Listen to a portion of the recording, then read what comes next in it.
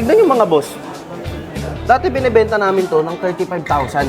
Pero ngayon, pabibili mo na lang ng 32,499. Ito nga pala yung Aspire Light 14 natin mga bossing. Kinagandahan dito, may kasama na siyang MS Office. Lifetime na rin yan mga boss.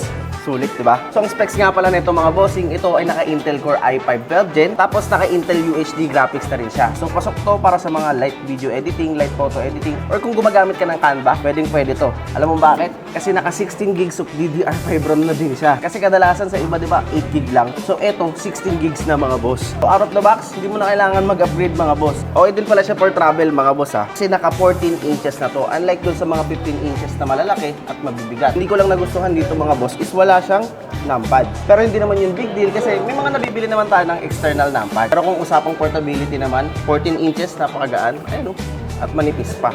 May enough space ka rin dito para sa mga files mo mga boss kasi naka 512 gig SSD na to. Ito, tignan mo, kinagustuhan ko rito boss. Tignan mo, lapit mo. Ayun o, pag inangat ko yan, maglilip siya. Oh, di ba? For better airflow yan mga bossing. Tapos tignan mo dito, meron yan ditong ventilation. Para kung sakaling nasa malamig na area ka, like office, yung init na lumalabas dito is pupunta siya sa screen. So, hindi magmo-moist yung screen mo. Of course naman, ito mga boss. Sa ganitong presyo mga boss, limited na lang to. Hanggang November 3 lang to. Kaya kung ako sa'yo, mag-inquire ka na. Siyempre, dito lang yan sa UniPC where affordability meets the quality.